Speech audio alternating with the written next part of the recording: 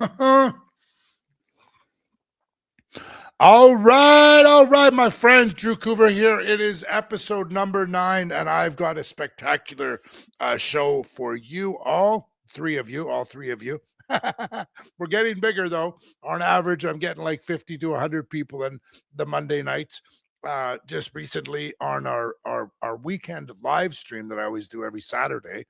Over the past 3 weekends, we've had an average of 1,000 people, and so to do a live stream downtown anywhere to have 1,000 views in is really good. So I'm really excited. I'm looking forward to growing the podcast more and getting on more guests. Tonight, um, I have one of those chi times, those times, friends, when, for instance, yesterday, 2 days ago on my cell phone, I had a picture of my nephew that I had taken about 16 years ago with my motorbike, and I went to visit him and his mother, my sister. Like I said, 16 years ago, and I sent him the picture, and I haven't talked to my nephew in about honestly probably probably a year. I sent him the picture and I just said memories. And there's some family issues right now. And he sent me a picture right back. He bought a Harley, a $41,000 Harley. So it was like one of those things where you think about someone and they just show up in your life. Anyways, tonight, my friends, I've got a great friend. Um, I've only met him in person for a couple of days in Toronto. He's from Toronto. And I was walking down the streets in Toronto and uh, doing my thing. It's like 1 o'clock in the morning, talking to homeless junkies on the street, and out pops this guy from nowhere, and he does the same thing I do in Toronto. I think we're around the same age. Anyways, without further ado, I'm just gonna bring him in. Rob, Hey, what's going on, Drew? you're awesome, buddy. It's so Hey, good to man, good see to you. see you. It was awesome meeting you that night. It's fantastic, like, I mean, what did you Yeah, think of that night when you met me? And that tell was tell wild. everyone the story, what happened, if you Yeah. can So bring us I through it. was actually, it was late night. It was probably like 3 o'clock in the morning. It was after the Blue Jays lost, so I think everybody was upset in the city. But I just happened to walk along and I saw you filming with one of my other friends, who runs Underground Hip Hop, Underground Nation. and Underground Nation. Yeah. So and I saw you guys filming, and the homeless person on the ground kind of like stretched out and knocked over the drink.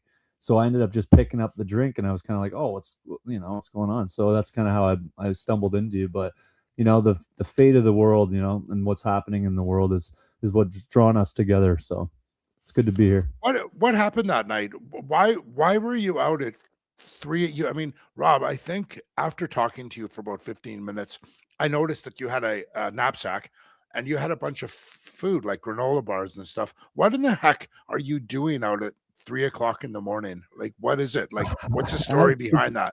years ago, 10 years ago actually, my friend drove me into doing music and trying to do social awareness through music. And for me, it was always about just like understanding the human condition and trying to give back to people, right? So my friend, who was obviously dealing with drug addiction and struggle, was in a moment of his life where he needed that outlet. And me, coming out of university studying environmental management, I had a lot of tools in my back pocket to help the youth, help young kids develop a sense of self-awareness and identity within our place that we call Canada and home. So going to university really taught me to bring that education factor into people's lives. So I worked with Camp Suzuki in 2013 and 14. So that's what developed me into the music. But then through the music and all the positive outreach, my friend ended up relapsing, and his parents put him into rehab for I think a full year, and they paid almost like $15,000 Canadian at the time, to get him clean at this farm in London. And after the year, he was clean, but sad to say, he ended up relapsing almost like a year later. And that's when I had to dissolve my relationship with him in 2016. So my struggle with finding that balance between helping people and bringing them back to like self-awareness and a sensibility to, you know, themselves and being kind to themselves, like not abusing drugs, not abusing alcohol. Like he came from a structure where his parents were always drunk. It was like alcoholism in his family, right? So struggle and addiction really took over his life, right? And I tried to help him with a job landscaping, and it didn't work out, you know. And I think he lasted in the landscaping job for maybe like 2 months, but that's what's driven me back to the streets and helping people, you know. And it's like that search for him. I saw him in a video that Christmas List made, Chris, and my friend, that was in 2020.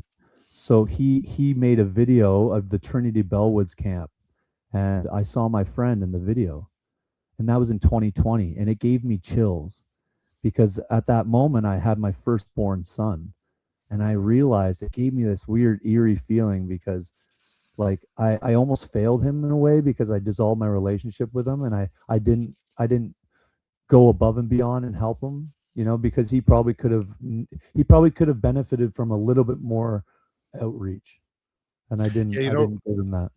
there's something to be said in like in these 12-step meeting places about making amends or helping someone.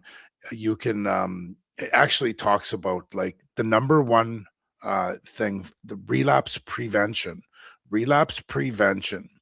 So when you get sober and you're in these programs and you're all this, people like always blame AA. Oh, AA sucked, it didn't work, blah blah blah. They always have a hard on to like rage bull the crap out of AA. And I was like, well, why didn't it work? Well, it just doesn't work. It's the whole God thing, or it's all this thing, or it's all that thing. I'm like, well, no, like, why didn't you stick around? And then I will say, do you know what relapse prevention is? And they'll be like, oh, what's that? You're so smart. I'm like, well, relapse prevention is specifically just helping someone else out. When you get out of your own way, you have an opportunity to help someone else out. And unfortunately, in the program or on the streets, when you help someone out and they don't appreciate it, you just got to move on to the next person and find another person to help. So Right. I really appreciated that story, Rob, that you shared with me that night, because in listening to your story, I really heard another Canadian guy out there that just really loves Canada and loves what it was. And don't stop helping people. I always tell That's people on right. my channel, right? If there's someone that you can help them. And But and when that they brings me to a good point because like drug rehabilitation is not only in the mind and the body, and that's what a lot of these harm reduction places focus on is that, and it's in the mind and the body, and they try to give what the mind and body needs is that addiction, right? But if we can heal the spirit as well, right?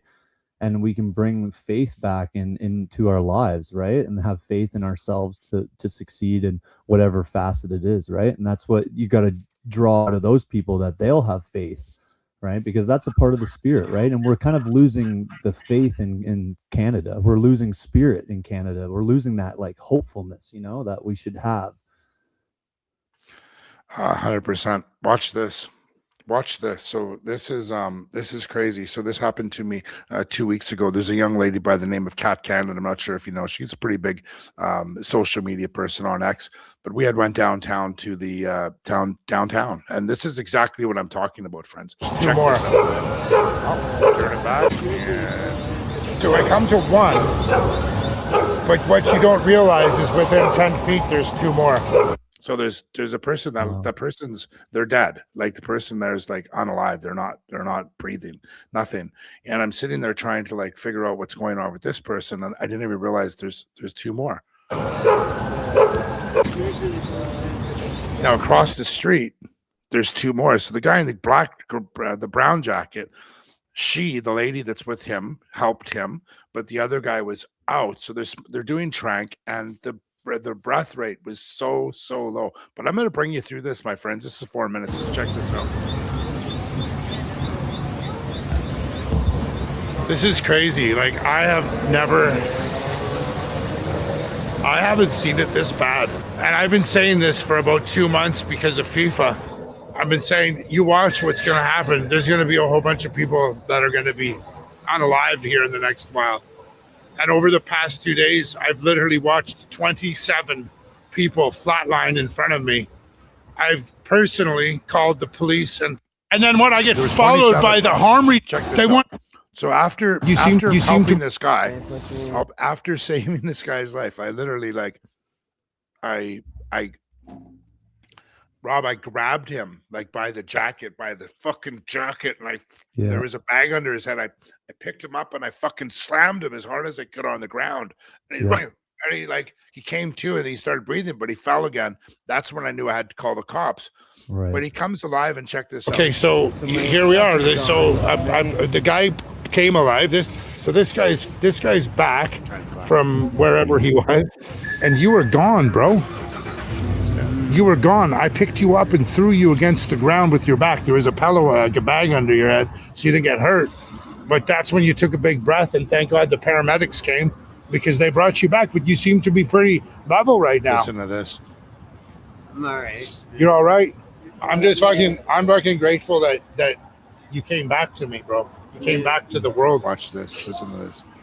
I'm a little bit disappointed that, Don't be disappointed, bro. Just my torchlight Oh He my lost God, his that's torch. and stuff like that. Well, so, they robbed you. That chick robbed you. What chick? Robbed him right The girl that was here earlier, she robbed you. Where? I can't remember. She was wearing all black. Yeah, not the girl that was with you. Can you believe that? That's crazy. Unbelievable. Like he's- I find these people in Union Station. This is a guy right They're on the all over. floor, and you'll notice in the back here, there's a young girl, a young kid right there. Oh, just a kid watching, like an under 10. Yeah, It's And crazy. Like these he's people just, that like, and I helped him up. I helped him get up, and he seemed to find his way a little bit, but he's bent neck, yeah. And the Fetty just gets him. And then there's this Indian or a native indigenous woman that's just Native. like, oh, you okay? Yeah, native. Like, oh, you okay? Just like checking him out and stuff, like, because I'm interacting with him, and she's obviously the one probably with the drugs, right? Yeah. She tells me she's Muslim. And she's wearing a Toronto Raptors hat. Yeah. She's Yeah, Muslim. Right? She's Muslim. Then do you know why she's Muslim? I She don't gets know. to go to the mosques for free. Yeah, she gets up. Oh, She that's told why a me. lot of Indians will go to the temple because food is free and everything. And Exactly. just to move forward, Rob, let's just like cut out all this DEI shit. Natives are natives, black people are black people, and Of course. and whiteies are crackers. Someone said to me today, they're like, Andrew, you just say it the way it is. I'm like, there was a guy today. If you're not brown, if you're not brown, if you're not white, and you're not black, get the fuck out. I'm like, oh, you can't say that out loud, bro. Like, actually, I never said that. I'm olive skin. I'm olive. I'm an olive branch. But yeah, this is like the craziest thing for me is that on the streets, there's people like Rob and I and other people, and God bless if you're one of those people that help people out. But the harm reduction workers and all these people are making it so AA's bad, 12-step programs are bad, all of this stuff is bad. And then, friends, what happens is you get this. So my biggest video that went off was actually a video that when I first met Rob, he did not have a large following on X. And he sent this video to me and I said, I'm going to post this. So I posted it. He wasn't on X, so I didn't give him credit for it.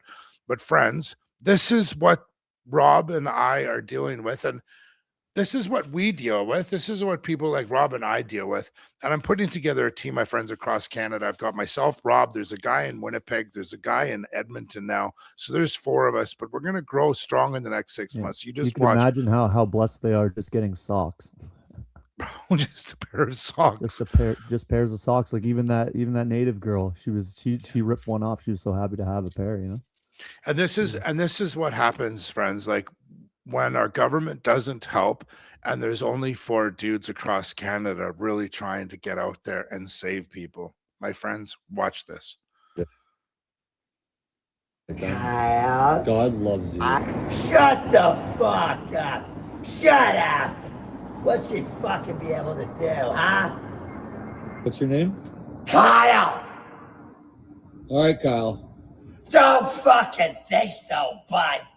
Shut up right fucking in your face. My name's Rob. Okay. Okay. Okay. Hey, hi, Moon. Hi, Moon. I am a moon. Hi, Moon. I am the moon. You are? I You like being there, baby? The king. He just got high right there. Yeah. It's horrible. It is just eerie. I mean, this is what we deal with. Friends don't realize, you know, people ask me, "Oh, what is it like? What is it like when you go down there?" Well, it's heartbreaking. It's disgusting. It's I disgusting. continually, People I don't know what matter it's, everywhere.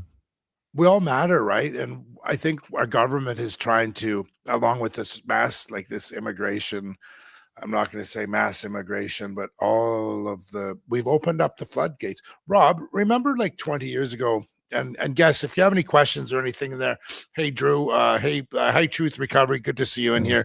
If you have any questions, please put them in the comments and we'll answer. There's not going to be a lot of people in here tonight, so this could be more of an intimate conversation. So please, if you have any questions, hard questions, please ask us. We will answer. We're not afraid to talk. It is a very interesting point. I noticed, I saw a video that Reed on the Streets put on his profile, and it's Another great guy. It's this gentleman, and he's a Nigerian gentleman. He's wearing a suit in the video, but it's an older video. And I saw the same guy on the grates, and he told me about his addiction with morphine, and he didn't tell the doctors that he had been addicted to morphine back in Nigeria. And so when he came here, he had some conditions, so they needed to administer like opiates at the time, and he didn't tell them that he was addicted to morphine at some point in his life, and that's where his life just fell apart, right? And he told me it led him down to doing meth and crack and sitting on a grate. But then you reflect and you see this video of him when he's like, he has like a bunch of papers in his hand and he's getting kicked out of this convenience store, probably looking for a job, and it's just like, we're bringing these people here, but we don't give them opportunities that they need. I rarely see immigrants on the street. However, I do see maybe every 2 to 3 weeks, I'll see an Indian from Punjab. Usually what happens is the Indians get hooked on coke because they are trying to legitimately live the Canadian dream. And they think the Canadian dream is draft beer and a little bit of cocaine on the side. And, it happens. It happens. I mean, the reality is a lot of people don't realize if they have addictive personality disorder and, they might be going through some stresses in life and stuff like that, and they're out with some buddies and they're trying to, an immigrant's trying to live the Canadian way, and they do a little bit of cocaine, they get accepted into the club, and then they go off for 3 or 4 days, and then literally they're on the street again. And I see it. I don't see a lot of Muslims, but like I said, it's the whites, it's the blacks, it's the browns. Never see Chinese. No, very rare. And I see Very Chinese girls. I see a lot in Vancouver. There's a lot of Asian women that are, they get put to work. That's the sad thing about that. That demographic is the Asians are usually, the oldest profession in the world, and they get into that realm, and it just becomes a consistent battle. So talk about you talked about our friend Chris Must List. Yeah. Have you met him and talked to him? I've never met him, but I was inspired by his work, just going there and talking to homeless people and seeing their journey and just reflecting on how they feel and, in their spaces. Underground's in. Like hearing the story of my friend, and then seeing him in that video, my friend told me that he was helping people in tents. And he was like renting out the tent, and he was being he was cleaning the tent for these people, and he was making sure that and I think back to my social awareness of how we're supposed to help people. So how do we actually go about helping this problem? Do we need to do more investigation and infiltration into these causes? Do we need to go with people to the respites and experience it, what's going on in their daily life, where the money's going? You have kids, right? Yeah. Yeah. So give me an experience, personal experience you've had with your child or one of your children, because I know you have more than one, where they are not getting it and they just have to basically touch the hot stove before they get it. You had Yeah. experience with your kids like that, and you've had to tell them like you're not going to change until something bad happens. Have you had that experience with your child where you've had to express to them, teach them, and they've learned through their own?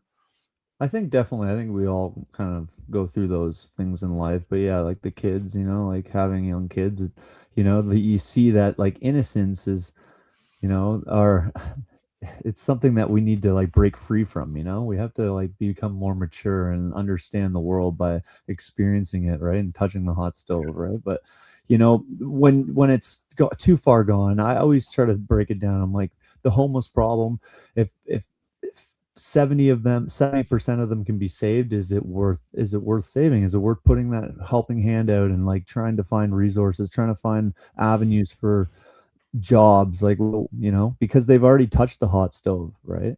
Yeah, they've touched the They've hot stove they've continually. they're like walking on the hot coals, right? They're just burning their feet, right? So It's 100%, and it is across Canada. And for people that think Vancouver is bad, I'm not sure why Vancouver gets the heat. Maybe because we've got a super nerd premier named David Eby, and he just looks like an easy dude to pick on. right. But friends, I've been to Toronto, I've been to Winnipeg, I've been to Calgary. I haven't been to Edmonton yet. I've been to a lot of small cities across BC.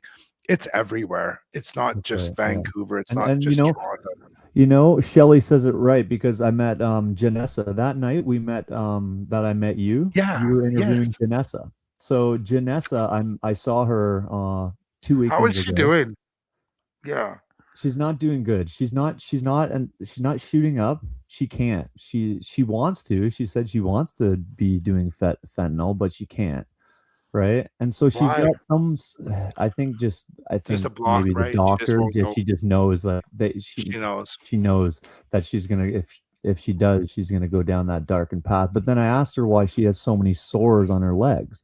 And then, she's sitting on the grate, and she was so grateful that I gave her socks. But her legs there's moist air coming up from these grates, and they're sitting on them, and then their health is deteriorating, mental health deteriorating. They don't have help that they need. They don't have access to like a job because they don't have anywhere to live.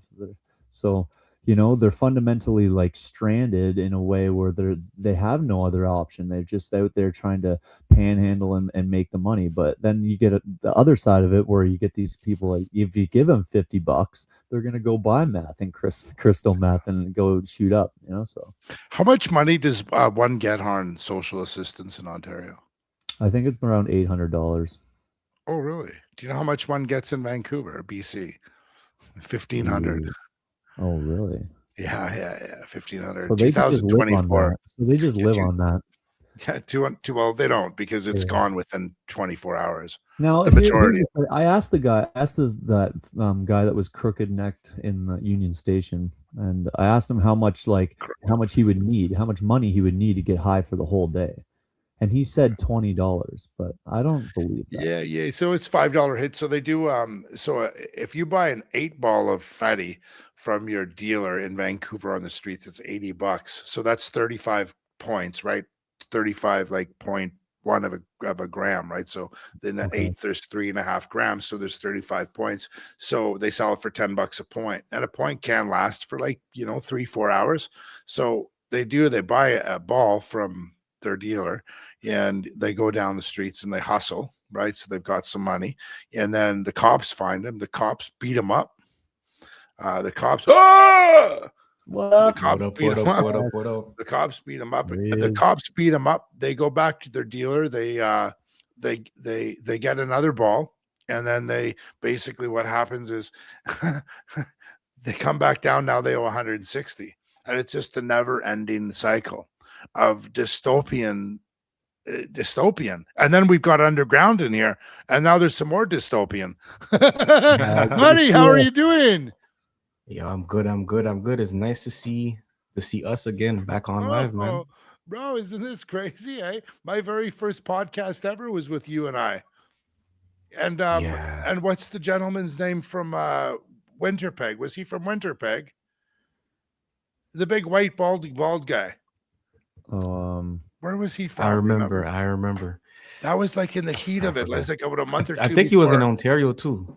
Yeah, it was a month or two before the election. Yeah. How have you been? Yo, I've been good. You know. Yeah, have you been Just working doing the my streets? Not too much. I did the OSAP protest, but I haven't been outside too much. Why not? Is it too cold? Nah, it's not too cold. Now it's getting better. What are you doing? You've like leveled up. You like leveled up now, or what's going on? You're like all like pimping everything. You're just sitting in the house staying warm. No. I've been putting a lot of work on the media too. Yeah. I see Rob too collaborating on these posts, being outside. Yeah, it's great, man. No, it's great. You know, we got to have eyes on the streets. You know, like we all got to work together, right? And like spread that awareness. I realized when I got with Sue a part of Turn Left, and then being out there with Karima, I noticed that like now I'm filming Lee, and he's getting harassed, and I'm filming him getting harassed. So it's like we need to work together, right, and get out there. But you're doing the music thing too, right? So it's good that you're spreading awareness on the artists and stuff. But the hardest thing is when I talk about, you know, safe injections and all these different things, I always get comments, and they're like, "Bro, trust the science. You need to gain the trust of the people. Those injection sites, they work. We have to put them forward." And like, I don't know how to fight these ideologies if that's how people believe that these things work. Yeah, but the people, you know, supporting them. I followed this one girl, and she held some protests, and she was the only one out there about, like, you know, about educating people on these harm reduction sites. But she was the one, you know, with these fucking crackheads, you know, letting them shoot up, giving them needles and stuff, and then being there with them while they're like consuming. It's like we're not increasing our, like, you know, that drug rehabilitation avenue. We're just kind of like fueling the current state. It's a cyclical thing. We're not helping nothing. Yeah, like, you know, here's an example. You know, I've had people where I have helped them out of the drug scene, and their lives have been changed because I got them doing something productive, like an artistic avenue, you know, whether it be like something simple as like using beads, or like weaving or something, or, you know, just something to keep your mind busy. You know, like a lot of these people don't realize like humans need to be like working with our hands, and, you know, I don't think the kids do enough stuff. You know? I think the biggest problem, my friends, is with the addiction is they've gone so far down the ladder that there's no coming back. There's no coming back. I mean, I remember when I lived on the streets for 19 months, and I got sober after I got like one of these in my back, and my lung was opened up, and I wasn't going to make it. Luckily, some Asian doctor brought me back to life at St. Paul's Hospital. And I honestly didn't think I was going to like live. I didn't think I was going to last till I was 30. I was 24 years old. But being around a lot of people that were like-minded individuals wanting to stay sober in a program, in a 12-step place where there's lots of people, it gave me, you know, the difference between hope and faith, right? Well, you know, if you're in grade 10 and you've got a test, a midterm for the following week, and, you know, I hope I pass that test. Or you say to yourself, I have faith I'm going to pass that test. You know, when you're around a bunch of like-minded individuals, like I am right now with you two, doing the work that I do and that you guys do, when we're out in the streets together, the three of us, it's a force to be reckoned with, because we're learning with each other. You know, where I may fail, you know, Underground may have this ability to do this, Rob may. So we're feeding from each other, and we're leveling up. But these people that are addicted on the streets, they don't have anyone else to level up with. So they really need to get into a program forcibly, I believe. And they need to be told, like, I believe, I mean, if I became Prime Minister of Canada, I would take welfare payments away. I'd take them away, and I'd say, like, okay, we're going to still put you in a home. We're going to put you in an apartment. We're going to give you 3 hots and a cot. But after 3 months, you know what? The money stops. There's no more welfare checks. Now, if you want to stay sober and you want to continue this lifestyle of being sober, then you can get money, and we're also going to help you get a job. We're going to help you get all these awesome things. But if you want to get using, just go out on the streets. So they get kicked out on the streets. And yeah, it may be harsh and people may be like, oh, you can't do that. But the reality is they'll go on the street. They'll do some robberies. They'll do some thieving. They'll get put in jail. And then they won't have a choice but to get sober. So then they'll get out of jail and go, oh, well, this is, I guess I have to follow the rules. Right. What about putting them in comas? A self-induced coma. Self-induced right? coma. What do you think, Underground? Just knock them out when in doubt? I mean, if we're in this futuristic thing where you can put someone in those futuristic box, they go to sleep for a while, that might just help their body get off from the drugs, I guess. Yeah. Because if you're not conscious, you can't really fiend. So yeah, do that for 4 months, 5 months. That could pass. I've got a client. I do interventions, right? I do drug and alcohol interventions, and I've got a client that's he's done pretty well in his life. So I think he's going to pay for us to go down to Peru and do peyote. And we're going to get knocked out for like 24 to 48 hours. And he's going to go through that process, just like you said, with the coma. You get put into a situation where your lights out for 24 hours and you go through a real spiritual experience. I don't know if anybody's ever tried that stuff. I have. It's quite amazing and rejuvenating, because when you go into that psychosis where you're like actually thinking about, okay, I'm going to go out on this peyote, I'm going to go for a trip, and you plan all your mind to be like, I'm going to do well, I'm going to go through this process, and I'm going to come out of it a clean person. A lot of people do. So I believe it does help a lot. I know a lot of veterans that have gone through it. But just the way we're doing it, it's just, I felt horrible walking with you guys in Toronto, and I'm like, it's everywhere. I've heard about that too, like people going down to the Amazon rainforest, right? Doing ayahuasca, doing that whole retreat, how it helps people, people even with diabetes, and help people with diabetes. So the peyote, my friend actually, he went up to Algonquin and did peyote with a bunch of natives, and he heard native drums. So did you ever hear the native drums, Drew? Bro, it's the sound, right? Like everyone, not a lot of people know, but as much as I haven't had a drink, and it'll be 30 years in a few months, I went through an opiate problem, right? 2008, after second back surgery, I started taking opiates, did that for a good decade and a half, and I got into another accident. Then I came out of the hospital and I was messed. Doctors, no one could help me, but the only two things that really helped me the most are ice tubs, right? Going into the ice tub, and also meditating. But when I meditate, I turn on music that has the sounds, like the vibrations, and there's certain vibrations that just like put me somewhere else. They do work. I'm a believer. I am a believer. I'm a believer, my friends. But that's what happens, right? We get into these places, and then this is the craziest thing. Okay, you guys got to watch this. So this is this is a gentleman, and I've doxed him already. This video was done October 16th, 2025. So just before I met you guys physically. I was in Victoria, British Columbia. We're standing out of a harm reduction site, a safe supply, and he's explaining to me, watch this. A safe consumption site, like when you work in a room where people are actively smoking fentanyl and you're trying to stay sober. No, but you're not in the room with them. That's okay. They're in Where their are own you? room. You're in a little, like, you ever been in jail? How a jail visiting room is? I So told you you're I've been behind the window, like the guard. So you're sitting in a little booth behind the window.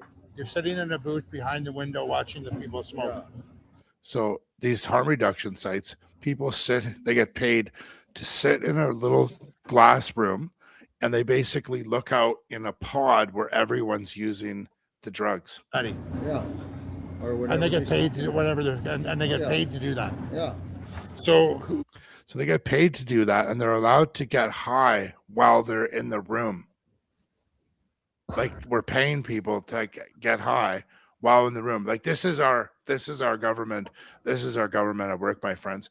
And it's just an absolute. Is that why those jobs will probably pay a lot more, right? The higher up supervisory job. No. Supervising Well, the management get Like paid the a lot management, because yeah. they have to watch the person that they pay that's allowed to get loaded while they sit in a room.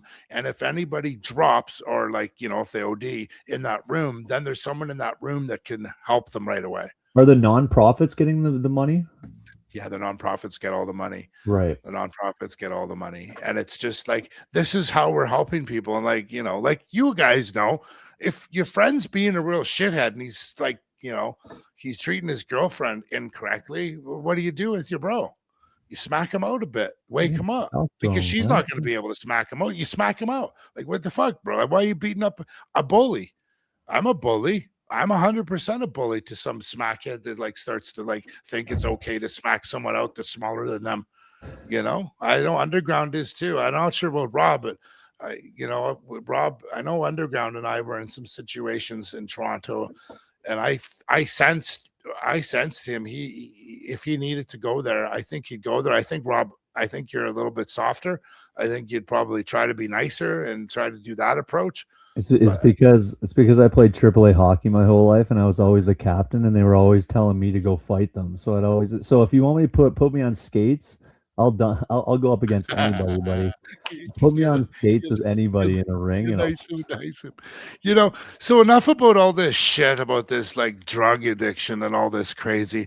Let's segue. Did you guys see the NDP convention this weekend? Oh God, that was bullshit. What are these cards? Yeah. They went viral. They went viral. Even Americans are watching. It was pro, con, pro. So my card was abused, and I don't like this. I deserve extra time. Okay, so my very close friend Alex Zoltan, he was the gentleman that asked Mark Carney how many genders are there. Do you remember that? Yeah, I remember you telling me this. Yeah, he's the guy. Sick guy. Yeah, he's awesome. So like I just like again, right? Just for clarity's sakes. Mark Carney. And so I'm going to get up. Watch this. Burke, I see that we are 1 minute ahead of schedule, and so I'm going to get out of here. The balloting co-chairs are returning, I believe. There's a point. Let's hear the point on microphone 1.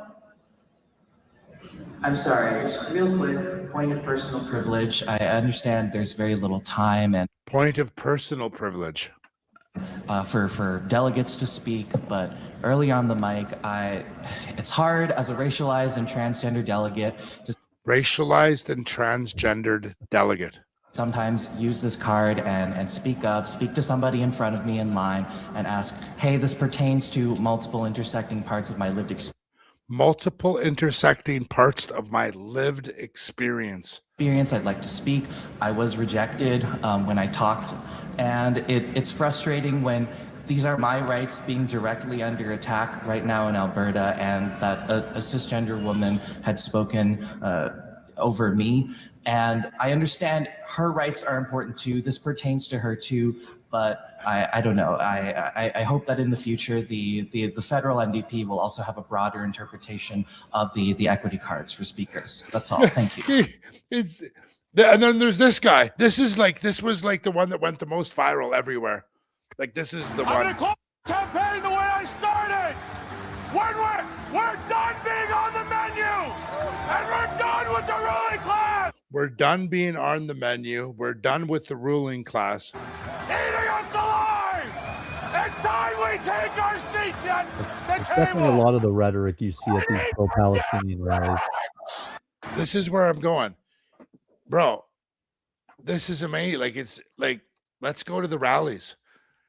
It is very interesting. Have you been doing work downtown underground? Have you been doing some work? No, you haven't. I have not. So we went to some of these. I actually try to skip. I try to skip those Iranian rallies and things like this.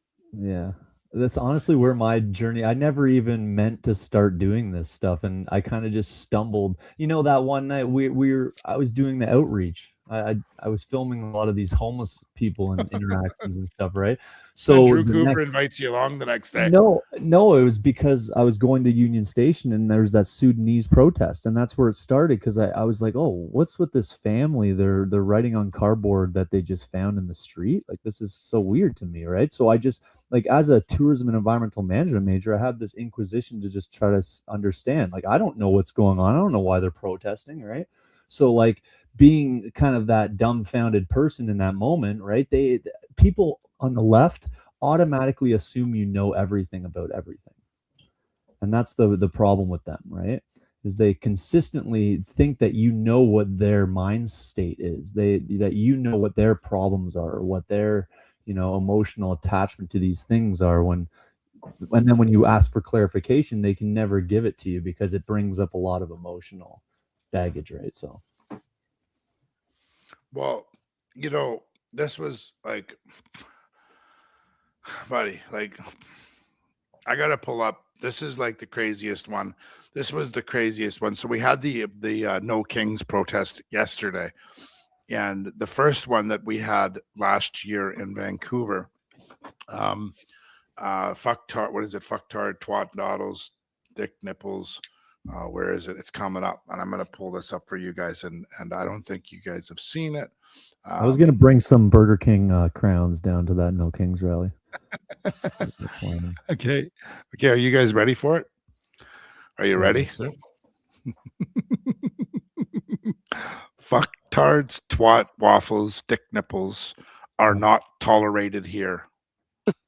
Supposed to mean Trump and Vance and Pam Bondi, whoever you would like to label. No, I just asked you what this is meaning, what this is supposed to mean. And then You're not welcome here. They're not welcome. Yeah. Americans. No. Them. Fucktards. Trump Oh. is a fucktard, as far as I'm concerned, and he's not welcome here. Yeah. Yeah, that's what I love that. It says fucktards, twat, waffles, dick nipples. Would you this one? Oh, she's got another one. That one be better? Let me see this one. Antifa.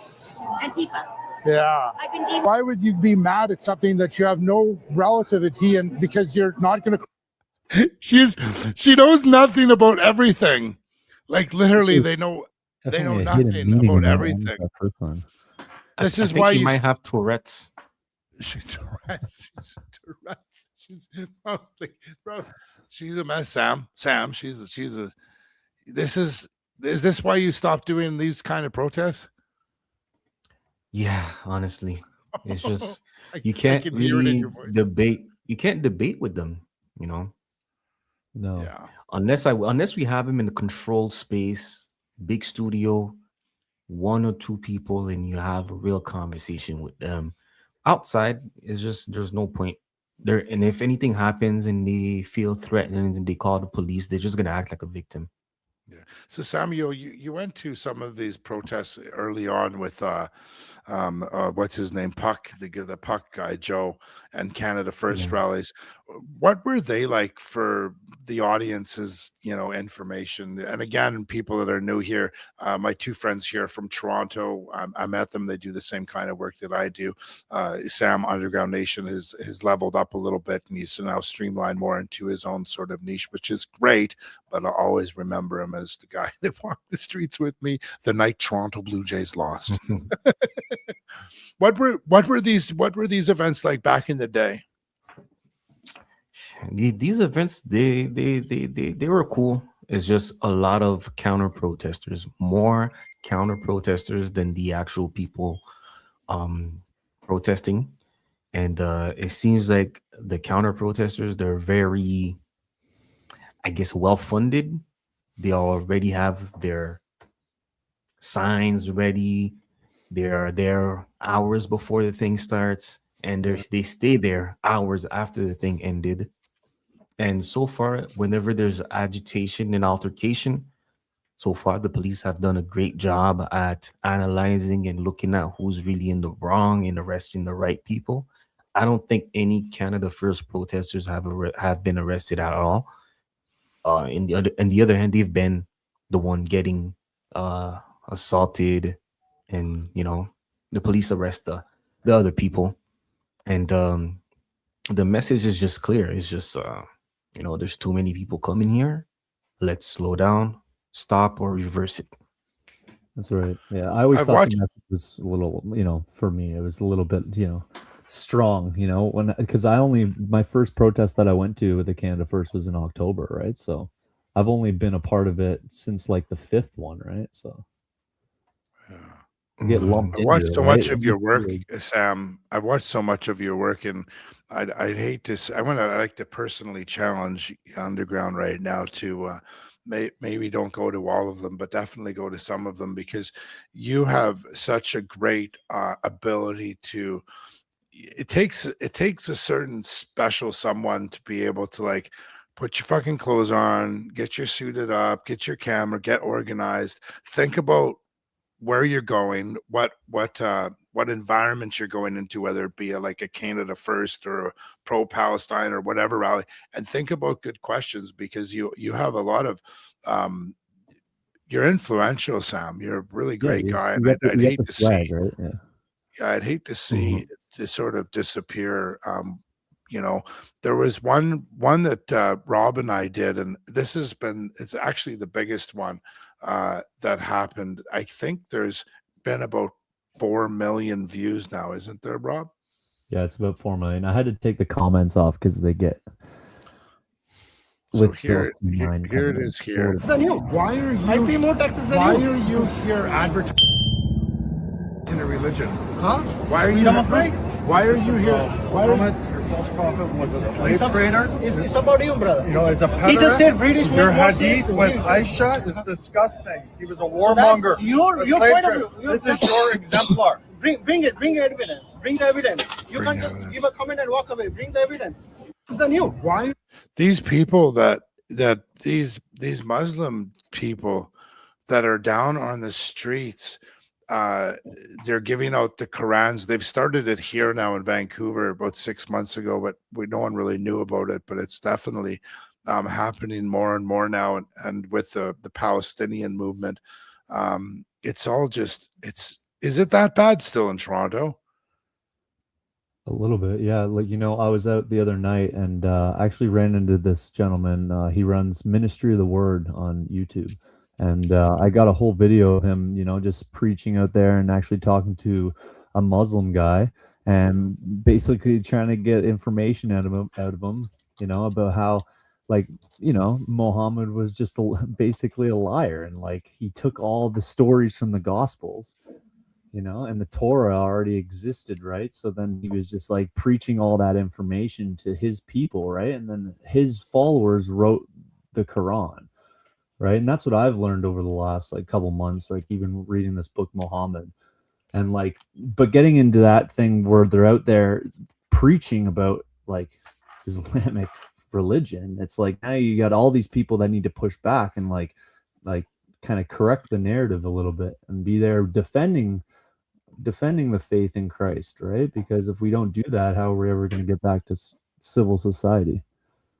I was talking to a friend of mine 2 weeks ago, and I said all the Canadians are standing on the edge of a cliff, and the cliff's about 150 feet down to the water and rocks, and the water is smashing up against the rocks, and all the Canadians are on that cliff edge, and slowly Canadians are falling off the cliff. Like 80% of them are asleep, 10% of them are falling, and the remaining 10%, there's about 5% of them, people like Sam, Rob, myself, the other people. They're in Toronto, wherever they're working. They're trying to wake everyone up. They're like screaming at the top of their voice, but the crowd's too loud, the water's too smashing, and we're just watching people fall. But guess who's behind us? About 100 yards back. It's all the immigrants, and they're just watching us fall, and they're just waiting. Someone told me, I think it was with Sam talking one night, that someone was saying, "Oh, these Indians," because Sam, for everyone that doesn't know, Underground lives in Brampton, and it's pretty much it's a lot of East Indians. They're from Punjab, not Indians or Hindus, but they're from Punjab. My uncle lives there. They're just waiting. They're just waiting for the inevitable because Canada is not falling, but Canadians, I think they were really taken during the convoy, during the COVID, and so many people are afraid to speak up and stay alert and awake and yell from the top of our lungs. Sam is much younger than both Rob and I, and that's what I love about Sam. And who are some of your buddies, Sam? The little guy, this amazing guy. He does a lot of work on Instagram, posting up about Ajax. Ajax. Yeah, he was in the chat. He's in the chat. I think he's watching. Is he in here? Yeah, he's amazing, man. I love that kid. He's just a kid. You invited me onto one of your streams there months ago, and he was on, and I'm this white guy with these dark guys, and I'm feeling like I'm an old white dude. And they just totally accepted me, brought me in, and we just had these fucking amazing conversations. And bro, I swear to God, Sam, I just again, right, I want to thank you for everything you do in our relationship, because bro, it really gave me hope. It's because the GTA breeds good people, generally good people, you know? Like I always think about the people that come here and then they use our resources, like they drive 3 hours north and they're in our natural parks and they're doing their thing, you know? And you kind of just, you don't feel bad that our resources are getting taken advantage of, because you want people to come here and enjoy our natural spaces and scapes. But you know, being a prospector and looking at all the people that own the mines up in the north, it's all Indian people that are like capitalizing on our resources, which is kind of it's a scary thing. They're looking at generational wealth, you know, and like that's where I kind of want to put my foresight, you know, because then it'll help my family. But yeah, like it doesn't solve any problems, like, you know. The homeless friends, if you see sorry, Rob, if you see it, there's a gentleman here by the name of Ajax. I don't know his real name, but that's his tag down there. Appreciate the love. Please go to his Instagram. If you can send me your Instagram link, Ajax, I'll post it up for everyone. Watch his Instagram. I think he's from Haiti, right, Sam? No, he's from Sudan. He's from Sudan. Yeah, I think he's from Sudan. And he has got all the receipts on all the immigration. He's better than Northern Perspective. He's better than so many of these massive YouTubers with all the information that he has. But please follow him. It's amazing, amazing stuff. So what do you think's going to happen, Sam, Rob? What do you think's going to happen in the coming months? There's FIFA's coming up, right? And we're watching the protests getting bigger and louder. There's so much going on. What's your feeling like in Toronto? What's going to happen in the next couple of months? Anyone? Tensions are high. Yeah, they're gonna do a cleanup. They're gonna start banning some of the protests, especially the Palestine one. I think I saw a news headline talking about they want to really stop or slow them down, especially in certain areas. They're gonna try to pick up all of the people that are in the streets, maybe ship them somewhere for a while, so the visitors come over here and think that we're in a better place than it actually is. This is what I predict, because I used to live in this area called Hall. It's in Gatineau, so like border Ottawa, border Quebec and Ontario. And one summer there was a lot of people in the streets and things like this using, and it was just super apparent. After one summer, they were all gone. Like I was like, where did you go? They're like, oh, I went to this hospital this far away. And I was like, oh, wow, they just ship you guys to a hospital and spend the time over there. And while they were doing this, they were actually building and like changing the roads and things like this. So I guess that's what they're going to do in Toronto. It's just a little cleanup. Has there been a lot more construction going on? Always. Yeah. It never stops. Never stops. No, Rob, and the litter bins are getting replaced 1 year late from FIFA. They'll be dealt with in 2027.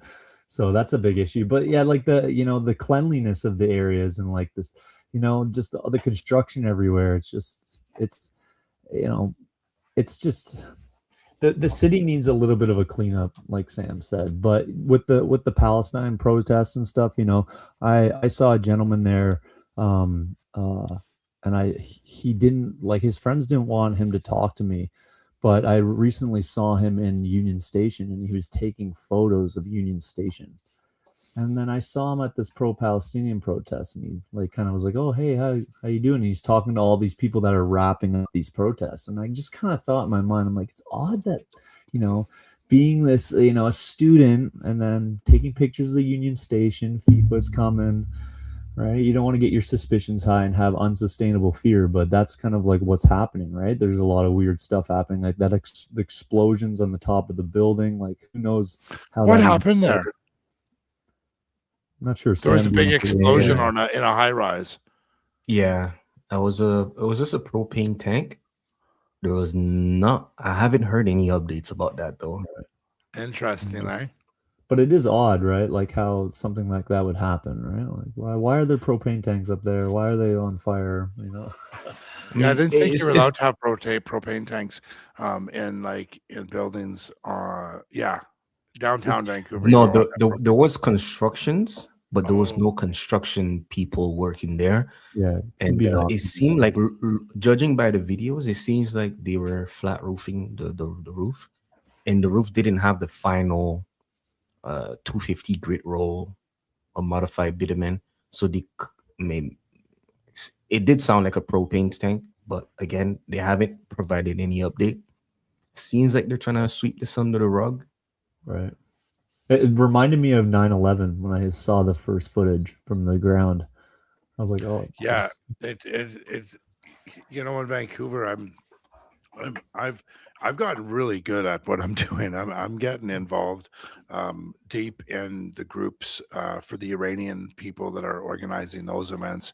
I've been getting involved with everyone, really, except for the Palestinian people that are running those events. They hate me. And I'm that's what I've also tried to okay do with it. because Karima has been banned from a lot of these like NDP events, and Why? and the Progress Toronto stuff. It's like that's the stuff you got to infiltrate, right? Or their signal groups. Like, how do you investigate, do the infiltration, expose them, and then just repeat that cycle, right? Like, I think the three of us should get together. I should come out there for like a weekend, and then you guys should come out here for a weekend. We should buy some of those like scarves, so just their eyeballs are seeing. Yeah. And then we should like go in like Right. different groups and see if we can go. I have infiltrated a group chat for the PYM something. Oh, what's that? Is this a group chat where they send updates and like, for example, day one of the He got Iran a war. smile on his face. Day- That's a day point, bro. one- Yeah. That's what I'm Give it looking up for. for It's a win, Sam. baby. It's a win. No, All but right, take it in. Sammy. I want to day hear one of about the- this, Sam. Day one of the Iran war, they already had a plan. They already had places to go pick up stuff to go protest. It didn't make sense. Like literally, like And I think the most I got the dangerous news at people 4 are the a.m. ones that are not covered, like the ones that are like exposed, the ones that are like people know who they are. Those are the ones that are most dangerous. I watched this guy with the keffiyeh.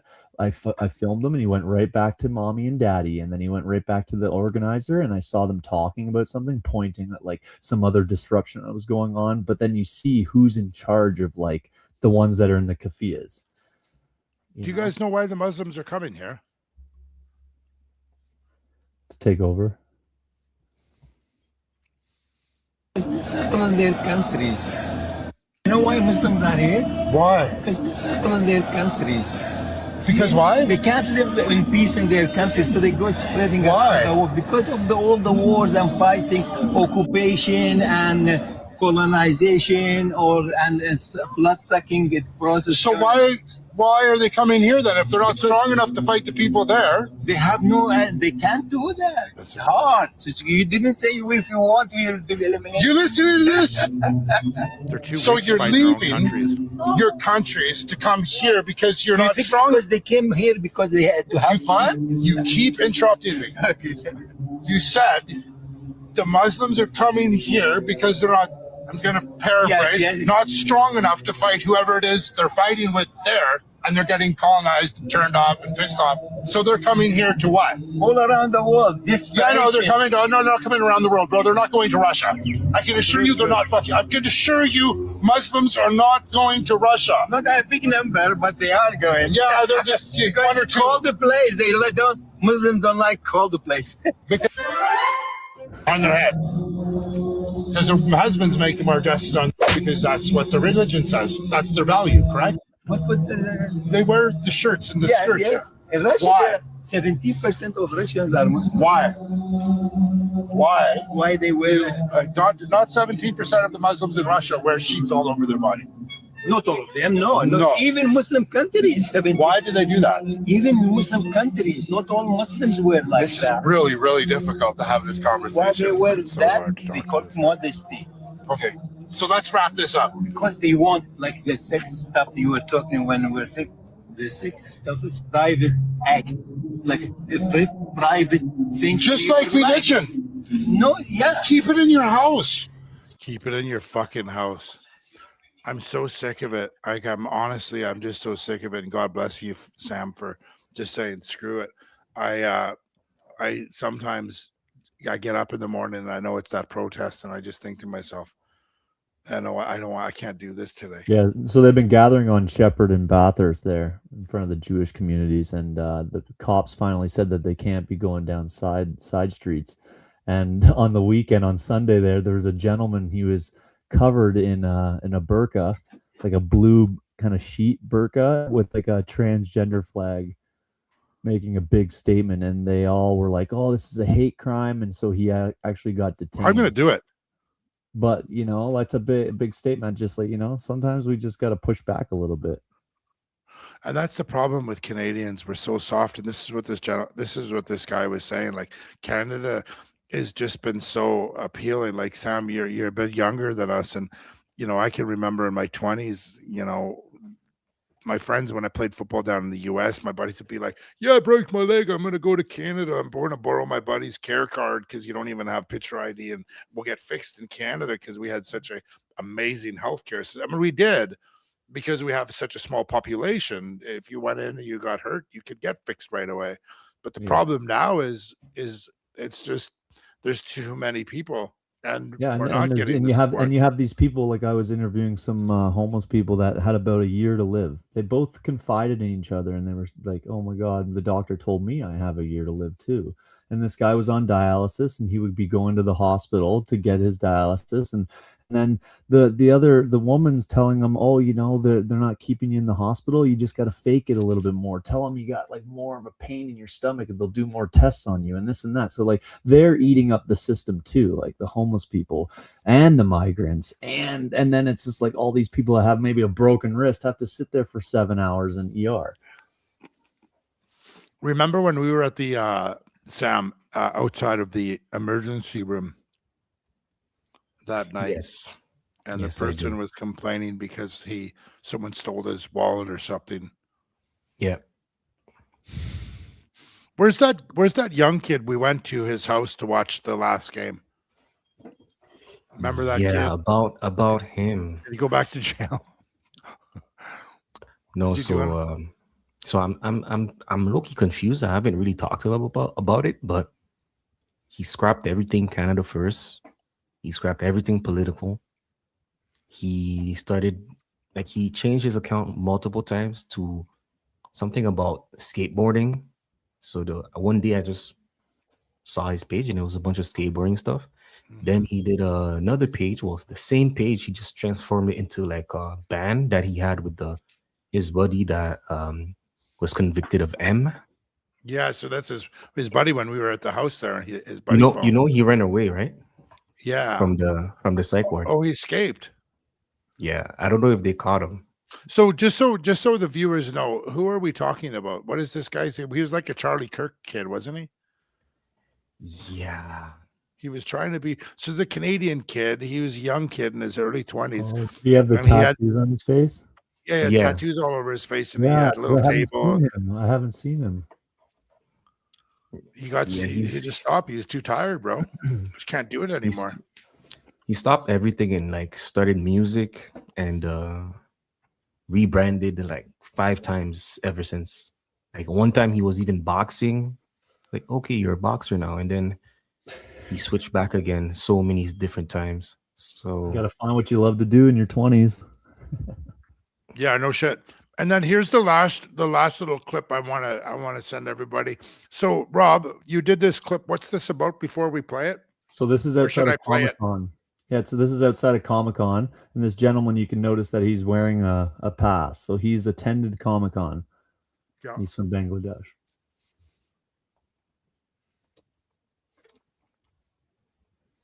Just get here. Are you a tourist? Yes, tourist. Yeah. Tourism is important, right? What are you coming to see? Do you have a couple things on the list? Yes. That's good. How long are you staying for? 2 years.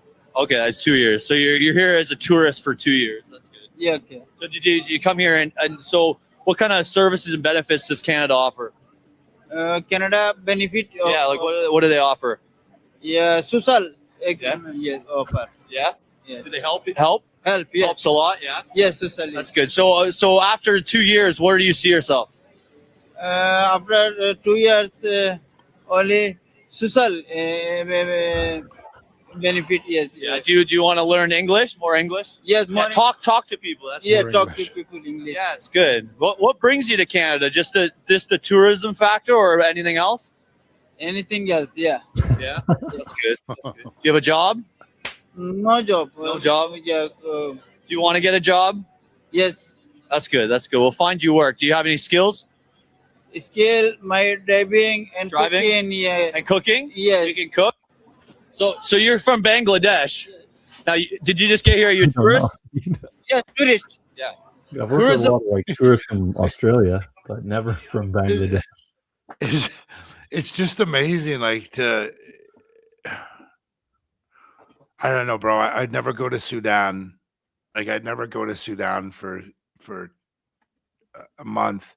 Yeah, I'd never go to Sudan for 2 months unless I could like say hello, where's the bathroom, coffee, thank you, you're welcome. Right.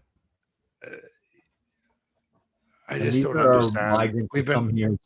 So previously to this story, it was interesting because I was in Wendy's one night, and there was this security guard who was a student, and he was from Bangladesh, and that he'd done it the right way. He was here on the right terms, and he told me that a lot of these people from Bangladesh, they do this tourism. It's like a loophole.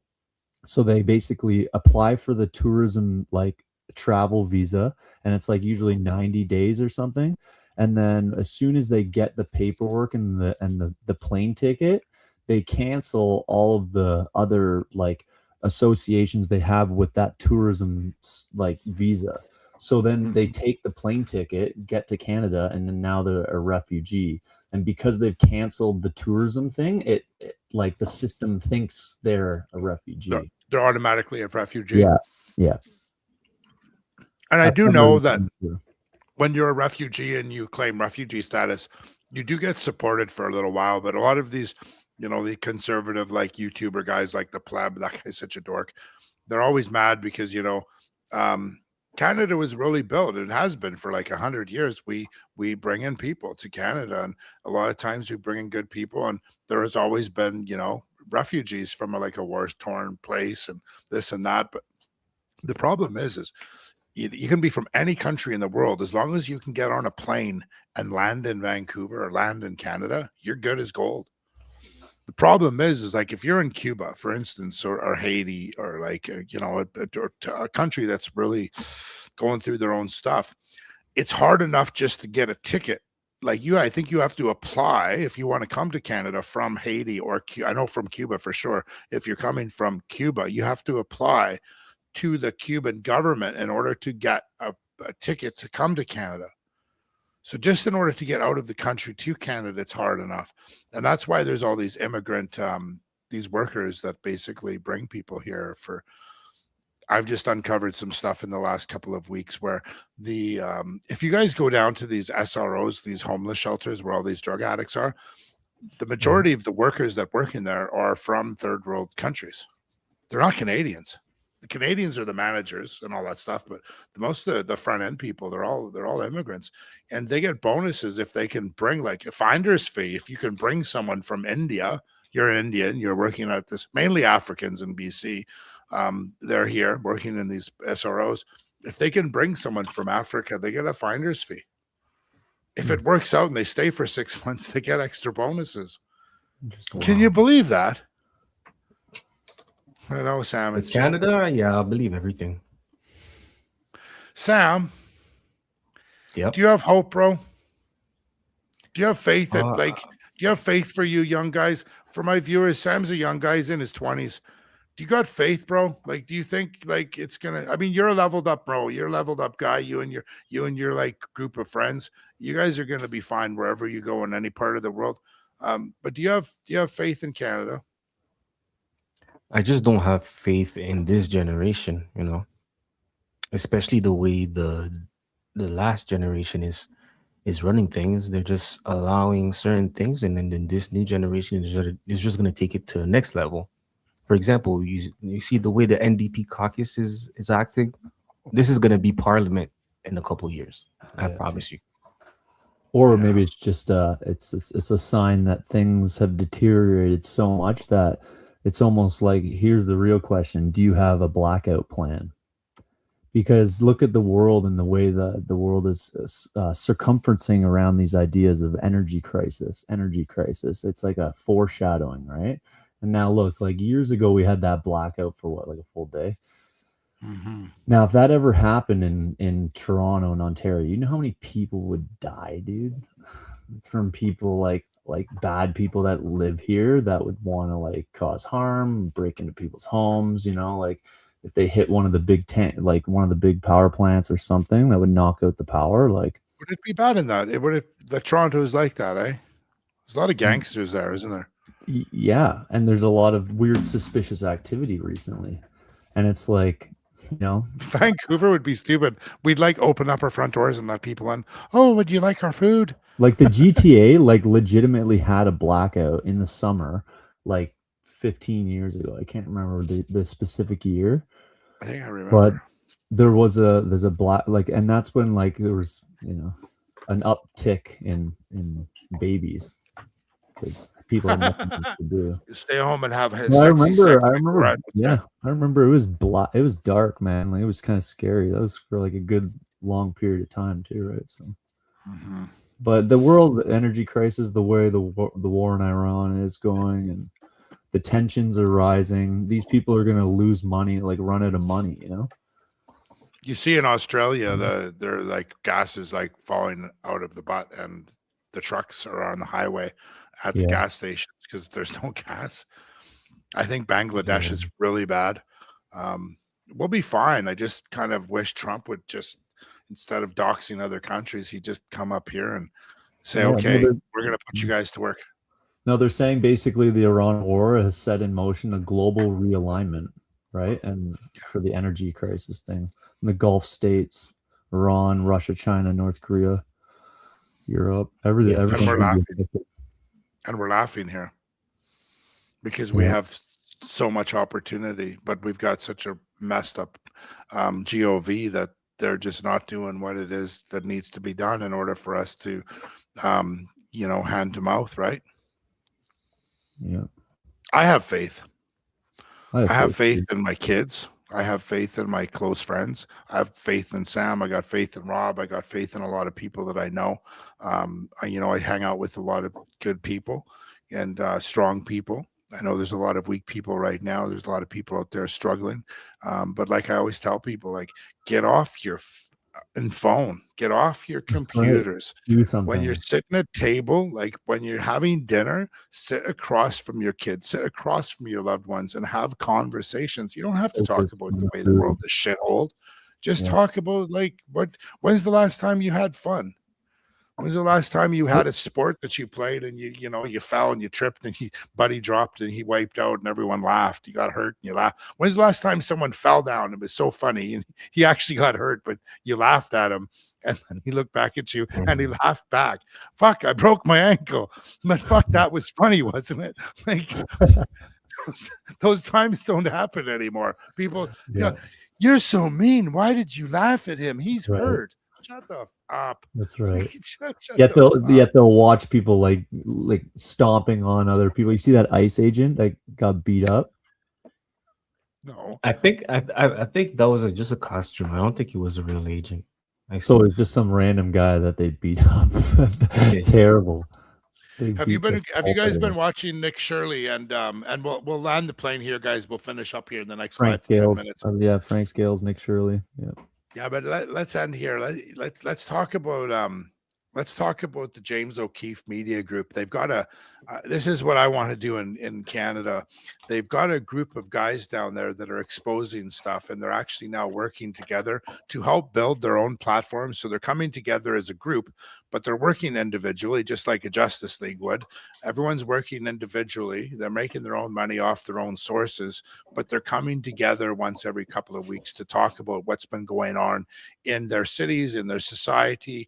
What do you guys think about doing something like that? Would you be into it? Healthy. Yeah, man, for sure. I did that in university. We would talk about all the environmental issues from all the different news sources. So like, he's such a green guy. Rob is such a woke tard. Yeah. I'm just kidding, Rob. It's true though. We would sit in our 4th year university. All of us would have a different newspaper. And I remember I had College Times, which was a UAE and a UAE newspaper. And so like, reading their newspaper compared to like a Canadian source, you're going to pull in different ideas. So the same factor, we need to like pull in all the information we're all doing and really investigate and expose these things, Yeah, it's funny the work that I've done across Canada now. I've got there was a shooting in there was a pew pew in Prince George, British Columbia, a small town in the middle part of BC, and a girl got it, right, and within an hour I had like 3 cell phone missed calls. So I texted back to the one connect, and she basically, my connect there told me exactly what happened. So the next morning the news came out. The mainstream news came out, and it was like Paladin Security, Sam. It's bullshit. It's just a big old lie. So I posted the story of what happened. And then next thing I know, everybody wants to know what I know. And it's all has to do with just me, like doing what Rob and Sam and myself do is we communicate about things. If you hear about something going on in Vancouver, hit me. But we also need to, what you're talking about, we need to go after what people actually want to know. Mm-hmm. Right? Figure out what those things are, right? And then, expose that shit. Mm-hmm. I think they want to know that Sam's going to be just as good looking as he does today as he will be in 10 years. Yo, quickly, I just wanted to add this. I had a conversation with this Uber driver, and he was explaining to me how some of the business going on in Canada, how it really works. It's like they have like certain levels of Indians where they have one has been in Canada, bought their house, have equity, been here for a while. They're basically bringing people in, making them pay for, like, I know we already know this, but like they're making them pay for they get another house and then get a mortgage out and then make them pay for their mortgage, make them live in their basement. And then at one point, they're going to start a business. They're going to buy a truck. They go back to India and they look for family members or even people that they don't know, or people who's trying to come here. They make them pay a $30,000 or $20,000 for a job letter. They open up a trucking business. They make that person pay the $30,000, make the job letter, make them come to Canada, and then puts that money into a truck, a down payment for a truck, and then gets that truck and then puts that person in the truck for 14 or 12 hour, crazy amount of hours a day. And that person is going to pay off the truck, got them the down payment, and rinse and repeat. And where they're going to live? In the house that they paid. It's like a slavery type of stuff. And I was just shocked. I was like, I knew that's what was going on, but I didn't know they were doing this to like their own people. I didn't know it was at that scale. Well, that's wild. It's happening right here. And if anybody doesn't follow this guy, Amelia Bizorgan, a friend of mine, another guy that I talked to, just like I talked to these two amazing men, he does a lot of work in the Punjab community, and exactly what you were saying here is what's going on here. Nectar of the Guru or immortalizing tea. So this guy is Conservative here. Party Watch finance this. wasn't Raymond Preet's first adventure. He also faced serious criminal charges earlier in 2008. So all the MLAs and which MPs were are involved. also dropped by Ottawa for reasons unexplained. Minister Tim Ulpel, who has significant political influence in Canada, has personal friendships and proximity to multiple accused Punjabi drug traffickers whose matters are still before the courts. Bikram Singh Majithia, for example, is currently out on bail in Punjab. So these guys are out on bail in Punjab for moving product in Vancouver, in Canada. And he's sitting there with pictures with an MP, Tim Uppel, from Surrey. And what happens with the Indians have learned how to do it really well. Before, if I don't know if you guys know this, and if any of you viewers, make sure you pay attention and listen to me what I'm going to say here. So during 2008 market crash in the US, and we'll land the plane here, guys. 2008 crash. The Americans went through a horrible dystopian time where a lot of people were losing their houses because in 2000 to 2005, all you needed was a heartbeat in order to get a mortgage to buy a house. And then when the market crashed and the interest payments went up, everyone lost their houses, except for people that had a job for 20 years. But all these people basically lost everything, because you can imagine you get a mortgage for $200,000, you buy a house, and then you take out a mortgage for $100,000 to buy a cool car, because that's what stupid people do, because they don't know how to manage money, and they lose it. So what happened in 2008 is just that in the US. But what was happening here in Canada is we were bringing all the Asian market here to buy houses. And what they were doing in China was, they go to the bank, they get a $10 million loan from the bank because they were going to open up a convenience store or a tanning store or a scooter store or a bicycle store in their area. They get that money. They then fly on a tour as a tourist into Canada. And as soon as they landed here, they're here. And then they would get the money to the lawyers, and the lawyers would send the money to Canada, and then they'd buy houses, right? So this is what happened during that time. And now it's happening. Now it's happening in Vancouver, my friends, is a lot of the Chinese people that bought a lot of properties here in Vancouver, they're leaving. Like, they're actually selling their properties for below market and leaving, and they're going back to China. They've done their job. They've made their money. So they're leaving. Now, in the past 5 years, what have we seen? Well, it's the Indians coming in from Punjab mainly, and other different places, but mainly Punjab. And they're all doing they're all distributing drugs. They're all in the drug game. And exactly what Sam was just saying, they set up a business in Canada, in Vancouver, by truck. This is a lot of the trucking industry. Then they sell that business to someone, and that person comes to Canada. But they sell that business to that new person that's coming to Canada from Punjab. But the person doesn't owe the bank. They owe that guy. So now that guy has basically supersedes the younger person, and they have to do whatever they're told. Otherwise, they get called out, and they have to go back to Punjab. So this is where all this criminal element comes in. It costs you, if you're a gangster with the HA, like those guys and the big guys, it used to cost like 15 years ago to take one of these and fly someone from India to go do one of these in a house or an extortion. It used to cost about $5,000 to $10,000. Today it costs $500. So you can fly someone from India to Vancouver, do some of these. Like, I don't know if you guys hear about it, but it happens in Vancouver a lot. I don't know if it happens back, but it does happen there in Brampton and stuff. So this is what's happening. So it was the Chinese, now it's the Indians. And like I said earlier before, Sam, come on. If you're not, what did the guy say today, the native guy? If you're not brown, if you're not black, or you're not white, get the fuck out. If you haven't been part of Canada and helped building Canada in the last 20 to 100 years, get the fuck out. Yeah, do you think the Bitcoin has something to do with all that, like money laundering and all that profiteering and shit? Possibly. I don't know. I've got Bitcoin. I like it. No, but they have all these like Bitcoin, things at these convenience stores and these exchange centers. They've shutting down all the 7-Elevens in Vancouver, and they're putting up these convenience stores, and the convenience stores now sell cracky and Fetty pipes. Yeah. My friends, anything. Go ahead. They always do, no? I've always seen some funny looking. Not in the last smoking 5 years. device. Oh, yeah. Not I in- remember at convenience stores. Yeah. Not lots here. of them. Not Like, here. what the fuck? I remember when I was smoking weed and be like, that's not a weed pipe. What is that? So in Canada, we buy all the crack pipes, the fentanyl pipes, from one company in Canada that brings them in from India. So they bring all the pipes in, and then an NGO, a nonprofit, buys them from the big company, and then they sell them again to another nonprofit. It usually goes 2 to 3 times, and then they start handing them out for free to the drug addicts. Right. We just need to make them better quality.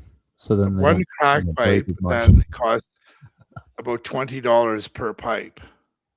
That's crazy. No. Yeah, bro. $7.63 is the my first price. friend, I was going to make pipes and bongs, but he said I had to buy 10,000 from China. Yeah. This is what's happening. So they come here in a lot, they buy them for $6, then they turn around and sell them to the first NGO, then the next NGO. So they have to make a little bit of money on both of them. So they're just making money. Again, they're just killing their own people. Anyways, my friends, thank you so much for being on here. I appreciate everything you guys do. Keep doing what you're doing. Any last words for our guests? Thanks for having me. I appreciate it. This has been a good time. Appreciate you. Have you ever done this before, Rob? Just a couple times, but it's nice chatting with you guys. Big Sam. I want to give a big shout out to the chat. Thank you guys for supporting Drew. And again, man, together we're united. We'll never be defeated. That's right.